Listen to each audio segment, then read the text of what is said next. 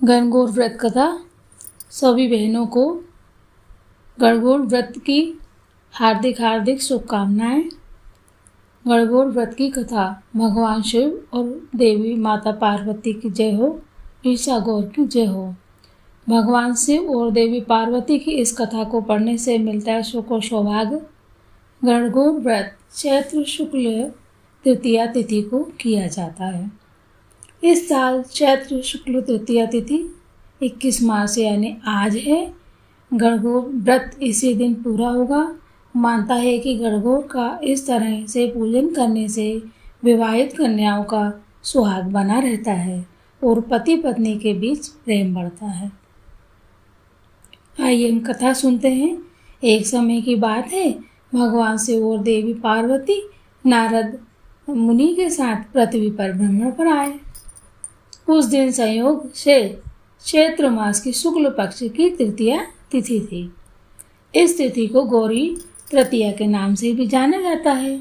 जब ग्रामवासियों को पता लगा कि भगवान शिव और माता देवी पार्वती के साथ गांव में पधारे हैं, तो गांव की निर्धन महिलाओं के पास जो भी जल फूल फल उपलब्ध था लेकर भगवान शिव और देवी पार्वती की सेवा में पहुँचे। देवी पार्वती और भगवान शंकर उन निर्धन महिलाओं की सेवा और भक्ति भाव से आनंदित हुए, बहुत प्रसन्न हुए। देवी पार्वती ने उस समय अपने हाथों में जल लेकर उन निर्धन महिलाओं पर सुहाग रस छिड़क दिया। ये भी कथा आती है कि अपनी चीटी उंगली से उन्होंने सुहाग दिया। देवी पार्वती ने उन निर्धन महिलाओं से कहा कि तुम सभी का सुहाग अटल रहेगा। उन निर्धन महिलाओं के जाने के बाद उस गांव की धनी महिलाओं की टोली हाथों में विभिन्न प्रकार के पकवान सजाकर शिव माता पार्वती की सेवा में आई। देवी पार्वती की ओर देखकर भगवान शिव ने कहा, तुमने तो सारा सुहाग रस निर्धन महिलाओं में बांट दिया है, अब इन्हें क्या दोगी? देवी पार्वती ने तब भगवान शंकर जी की ओर देखकर कहा कि उन निर्धन महिलाओं को मैंने ऊपरी सुहाग रस दिया है, इन धनी महिलाओं को मैं अपने समान सौभाग्य का आशीर्वाद दूंगी। इसके बाद देवी पार्वती ने अपनी एक उंगली को काटकर उससे रस निकलने वाले रक्त को सभी धनी महिलाओं के ऊपर छिड़क दिया। जिसके ऊपर जैसा रक्त गिरता गया उसे उतना सुहाग मिलता गया। इस तरह देवी पार्वती ने चैत्र शुक्ल तृतीया तिथि को निर्धन और धनी महिलाओं को सुहाग बांटा था। इसके बाद देवी पार्वती भगवान शिव जी से आज्ञा लेकर नदी पे स्नान करने चली गई। स्नान के बाद देवी पार्वती ने बालू के ढेर से एक शिवलिंग तैयार किया। बोलो शिव शंकर भोलेनाथ की जय हो। और उसकी पूजा की। पूजा के बाद देवी पार्वती जी ने शिवलिंग की प्रदक्षिणा की।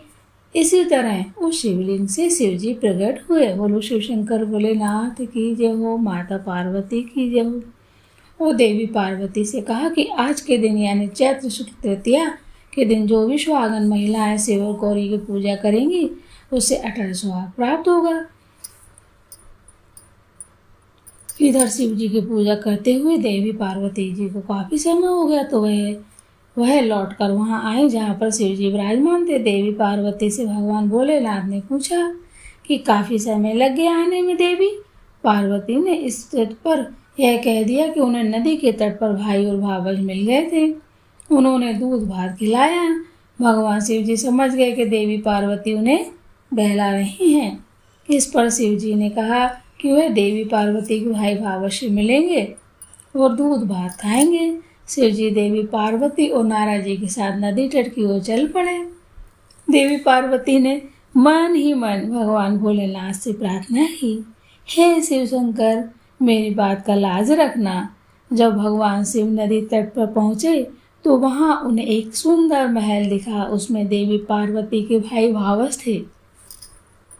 जय हो शिव शंकर भोलेनाथ। कुछ समय तक शिव और पार्वती उस भवन में रहे। फिर देवी पार्वती ने भगवान शिव से कैलाश जाने की जिद की, लेकिन शिव जी जाना नहीं चाह रहे थे, तो देवी पार्वती अकेले ही वहाँ से विदा हो गई। इस पर भगवान शिव जी को भी देवी पार्वती के साथ जाना पड़ा। अचानक से भगवान शिव ने कहा कि उनकी तो माला वहीं भवन में रह गई है। नारद जी को शिव जी ने माला लेने के लिए भेजा। महाराज जी जब नदी तट पर पहुँचे तो वहाँ ना तो भावस था, न देवी पार्वती जी के भाई भावस थे। उन्हें एक पेड़ पर भगवान शिव का माला लटकी हुई मिली। नारद जी माला लेकर शिव जी के पास गए और माला देखकर बोले, प्रभु यह कैसी माया है। जब मैं माला लेने गया तो वहाँ पर भवन नहीं था, बस जंगल ही जंगल था। एक पेड़ पर माला लटकी मिली। इस पर शिव पार्वती जी मुस्कुराए और बोले कि यह सब तो देवी पार्वती की माया थी। इस पर देवी पार्वती ने कहा कि यह मेरी नहीं, भोलेनाथ जी की माया थी। नारद जी ने कहा, आप दोनों की माया आप दोनों ही जाने। आप दोनों की जो भक्ति भाव से पूजा करेगा उनका प्रेम भी आप दोनों जैसा बना रहेगा। जय हो शिव पार्वती जी की ईशा गौरा जी की जय हो, जय हो, जय हो शिव शंकर भोलेनाथ माता पार्वती जी की जय हो। इस प्रकार से कथा करते हैं और सभी सामग्रियों को सौभाग बांटते हैं।